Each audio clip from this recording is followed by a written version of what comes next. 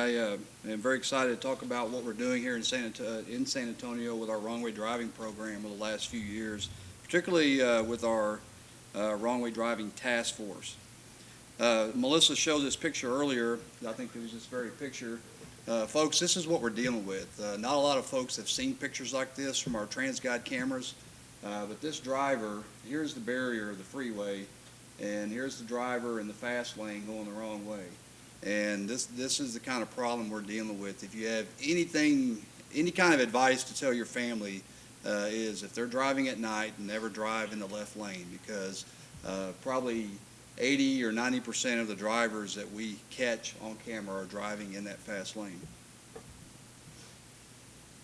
This is another one that just really blows our mind. This is on I-35 in a metro area at 2 in the morning, and we have a wrong way driver in the left lane. You can see all the cars still at 2 a.m. Going in the opposite direction. And Tony, is that anything to worry about? Is my time up already?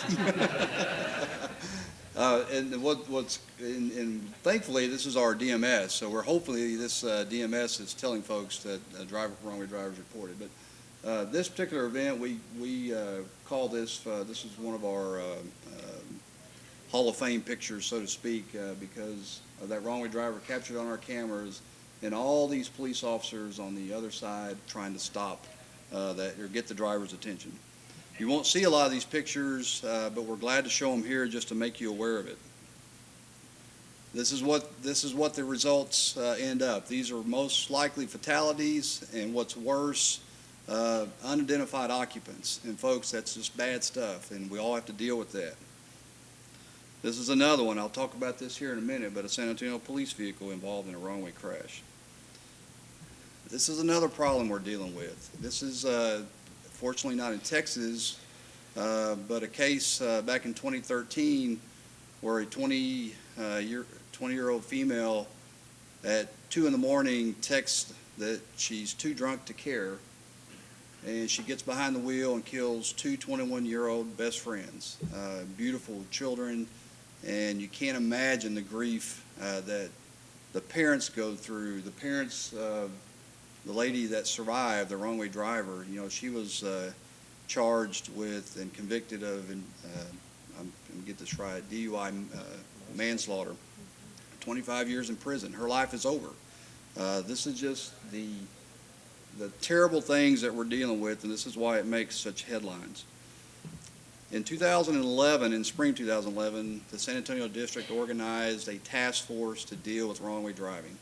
It had been an epidemic in our district for many years, but enough is enough. Our goals were to identify contributing factors in high-risk locations, investigate the research, state of the practice, what other folks were doing, identify some good countermeasures that we could do, and look for some ways to fund it, some innovative ways to fund it. The task force, you all have, that work in the districts, you all have folks you work with every day. These are the folks we work with every day. The folks in our district, the city, public works, police, the sheriff's department, and local county, FHWA was part of this, Southwest Research, we appreciate that, and Texas A&M Transportation Institute, all partners of what we do every day, but the task force to really look at these issues. So this is why we do this. In March of 2011, Officer Stephanie Brown was killed by a wrong way driver. And folks, when you personalize it like this, you want to get serious about it, and that's what we did. Officer Brown is survived by, I think, probably a 5-year-old daughter now, and her parent and her dad, who's also a San Antonio police officer. This is why we do this. In August of 2010, for these first 3 bullet items here, San Antonio Police Department had already implemented some procedures. We call it the E-tone procedure. It's basically an all-points bulletin. When they receive a 911 call reporting a wrong way driver, they implement an all-points bulletin that goes out to all the radios. We get that E-tone at our TransGuide Operations Center. That basically brings out all the law enforcement out of the woodwork to try to find and stop that driver. They also implemented a policy of putting out portable spike strips to help stop the driver in the path. They will not go the wrong way themselves, but they will try to get the driver's attention from going the right way. In January of 2011, computer-aided dispatch procedures were put in place to actually track 911 calls related to wrong-way driving. So that's very helpful in the data archiving of what we do. So in March of 2011 is when we get serious. Officer Brown was killed by a wrong-way driver. In that same month, we started the task force and implemented our own procedures at TransGuide with our operators to log calls and to document these incidents or events. In May of 2011, we began the use of DMS messaging on the freeways when the 911 calls came in. In January 2012 was our first use of LED wrong-way signs on US 281 corridor, about 30 ramps. In March of 2013, we began some experimental use of radar for detection purposes. Uganda and some others spoke about that. There's still no silver bullet solution. We're very good at detecting cars at a stop line. We're very good at detecting them in advance of a signal, but we still are looking for that silver bullet solution to detect them on an exit ramp. In the last couple of years, we've expanded our LED signs to about 70 locations through maintenance and construction projects. And currently, we're testing and about to implement some radar camera devices to further basically test our detection and alert system with TransGuide.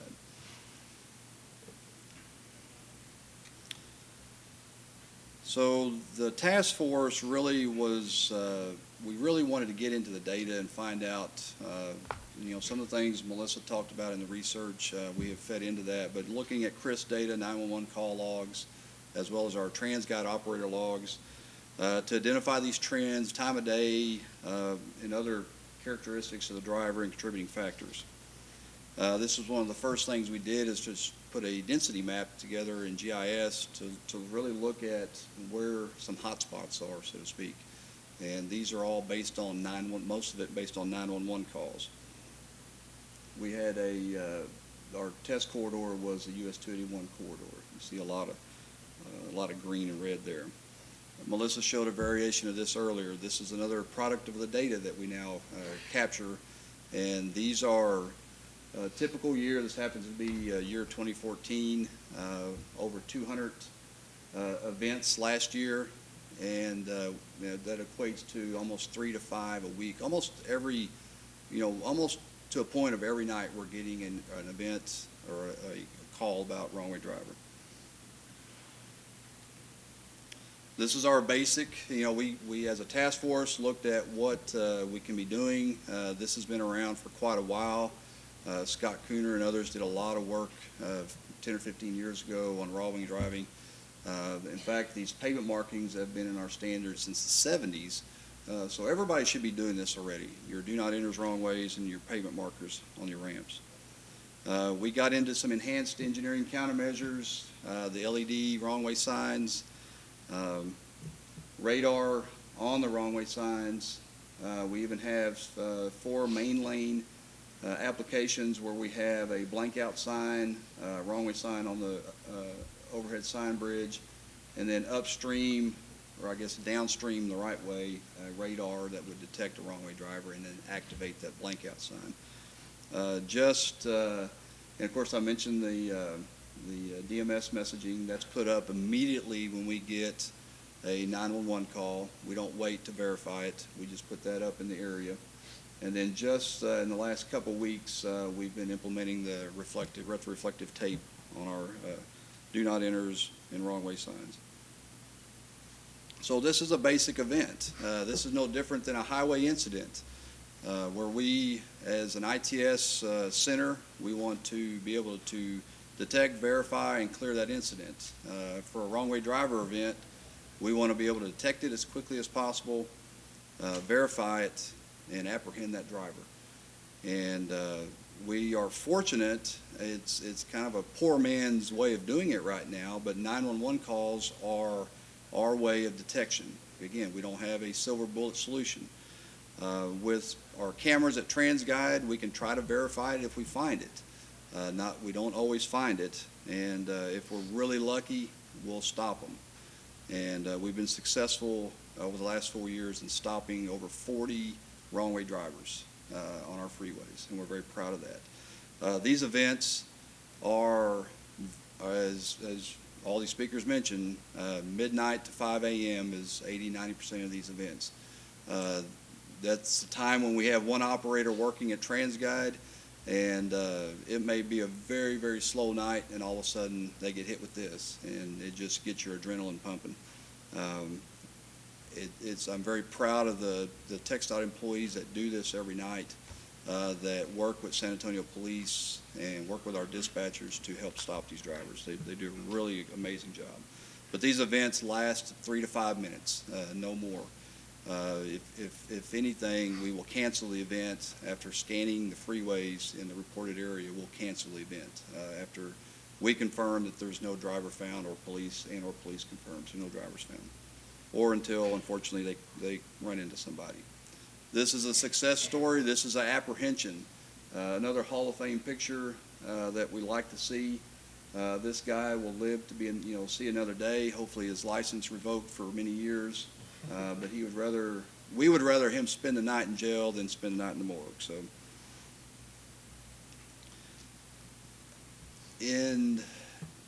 we haven't been real active as a task force in the last couple of years because we have got a lot of things rolling and we're doing a lot of good things. But we're not stopping. We're not resting on our laurels. We've got a lot of work to do. We are throwing the kitchen sink at this, and I want you all to do that as well. And we'll be glad to work with you all, to have committees, task force, whatever the districts want to do. We are all in this together to help solve this problem. Retroreflective tape, we recently were awarded a HSIP project on wrong-way driving technologies. Very excited about that. Thank you, Darren. Public safety campaigns, I think we can be doing more. It may be a demographic issue in San Antonio, and that's fine. We'll have to call it what it is, but public safety campaigns, we need to definitely know our data a lot better. You guys spoke about gender and ages. I can't even tell you now the gender and age makeup of our wrong-way drivers. Enforcement strategies, maybe there's better ways to enforce it. I don't know, but we have to continue to work with police. Prosecution. I know we're not getting too involved on the prosecution side, but maybe there are some avenues for us to advocate for tougher penalties for wrong-way driving that are DUI related. Having relationships with our vendors, I have always prided myself on that and encourage that with you all, to know your vendors, know their products, and work with them to help come up with solutions. They can be very helpful. We have a district crash review team that's very active, reviewing quarterly fatalities and getting area engineers, directors all involved in that. CRT is very helpful to understand trends and low-hanging fruit that we can solve. We have to really use our media effectively. I'm very thankful for our media efforts at TxDOT. Veronica Beyer, I don't know if she's here or not, she's been very effective in calling a spade with wrong-way driving. These are drunk drivers, and we're not apologetic about that. We are sensitive, of course, to the families that are affected by it, but these are impaired drivers, and we have to approach it that way, and we will solve this. Driveway permitting and geometric design is another avenue of improvement that we need to be aware of, not permitting driveways near exit ramps. Two-way frontage roads are still a little bit of an issue in San Antonio. Button hook ramps, things like that we need to be addressing. Some of the statistics over the last couple years that we've been tracking as a task force, we have seen a drop. This number is a little bit off. It probably should be a little bit higher. I think I'm missing a few weeks of data.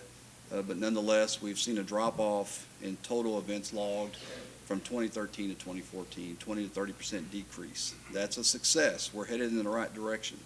What's also important is the number of drivers that we have apprehended in the last 2 years has gone up. So these are some numbers that we are, time's up. These are some numbers we're very proud of, and we will continue to do better. Lastly, I just want to put a plug in for the city of San Antonio has really stepped up to the plate to implement a Vision Zero program, and we are jumping on board with that. And if you haven't heard much about that, just Google it, right? It's you can find some good information. New York City and some other state DOTs have implemented Vision Zero to really address problematic fatalities, particularly pedestrians, but in our case, it's everything. We have 200 fatalities a year in our district, and that's someone's life and someone's family is affected. And I want you all to make this a personal mission. I told a friend earlier I wasn't going to preach up here, but I heard two words this past weekend from my pastor, and he used it in relation to St. Paul. Intense enthusiasm was good, two words to describe St. Paul, and I think that's what he was trying to convey to us in our daily life and our work. Intense enthusiasm is what we need to go after these programs and do better. Lastly, I don't want to finish this without recognizing the staff that's here from San Antonio, particularly John Giannotti. John, raise your hand. I don't want to embarrass you too much. John has been on the forefront of this for the last 4 years, and I thank you for what you've done. In fact, John has been very instrumental in, and I have to pat ourselves on the back. Last year we won the ITS Texas Award, and John just found out this week that we received the 2015 National Roadway Safety Award from USDOT, and he'll be traveling to D.C. next month to pick up the hardware. So congratulations, John, on that. So.